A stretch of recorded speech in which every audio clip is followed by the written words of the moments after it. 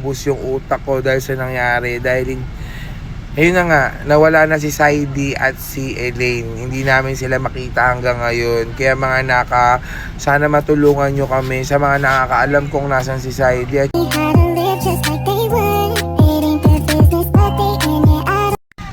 so ayun mga sa totoo lang pagod na kami ngayon.